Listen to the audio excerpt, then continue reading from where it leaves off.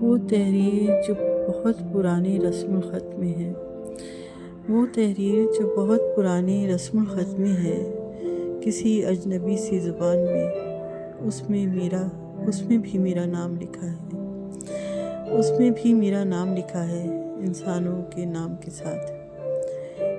میں نے صدیوں پہلے انسانیت کا دھندا اپنا لیا تھا، میں نے صدیوں پہلے انسانیت کا دھندا اپنا لیا تھا، کبھی علم دینے کی صورت، کبھی کاشتکاری کرتے ہوئے، کبھی مسیحائی کا کار ثواب انجام دیتے ہوئے، کبھی کبھار تو کتب ستارے کی طرح میں نے بھٹکے ہوئے مسافروں کو راستہ بھی سمجھایا، کبھی کبھار تو کتب ستارے کی طرح میں نے بھٹکے ہوئے مسافروں کو راستہ بھی سمجھایا، کبھی خود کتب نما بن کر استادہ رہی، کبھی خود کتب نما بن کر استادہ رہی، کبھی ماں ماں پکارتے بچوں کے لیے، کبھی ماں ماں پکارتے بچوں کے لیے چکی پیس کر آٹا گوندھا اور انہیں کھلایا تو تسلی ہوئی۔ میں جانوروں کو بھی محبت سے پالنے پوسنے لگی، میں جانوروں کو بھی محبت سے پالنے پوسنے لگی، اور پھر میں نے ایک چھپر بھی ڈال لیا، اپنے بچوں کو بارش اور موسم کے سرد و گرم سے بچانے کی خاطر۔ بہت سے لوگ اس میں پناہ لینے لگے،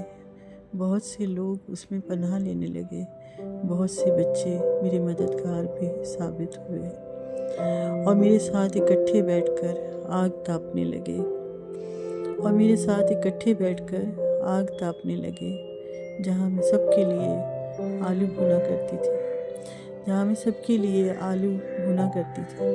وہ کھاتے تھے اور میں انہیں دیکھ دیکھ کر خوش ہوتی تھی۔ 2 آلو کھا کر لگتا تھا جیسے میں نے 100 آلوؤں سے پیٹ بھر لیا ہو۔ میری بکریاں بھی آلو اور چھلکے شوق سے کھاتی تھی، گھاس پھوس تو سارا ہی دن میں انہیں کھلاتی تھی۔ وہ بھر بھر کے دودھ دیا کرتی تھی، اور میری مرغیاں روز کا ایک دیسی انڈا جو 25-30 سے کم کا نہیں ملتا۔ اب میں عجیب سی باس میں تیار فارمی انڈا توڑتی ہوں۔ بو سے اکائی سی آتی ہے، مگر میں تل بھون کے وہی پیش کر دیتی ہوں۔ سب چپ چاپ وہی کھا لیتے ہیں کہ اب میرے بچوں کے نصیب میں یہی ہے۔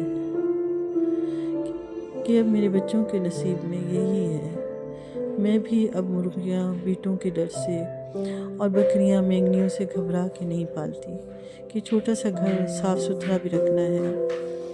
پرانی کتابوں میں لکھا ہے، آسماں میری چھت تھا اور زمین میرا بستر، اور خالق کی کل مخلوق میرے گھر کے فرد، جو اب فرد ہو گئے ہیں۔ آداب۔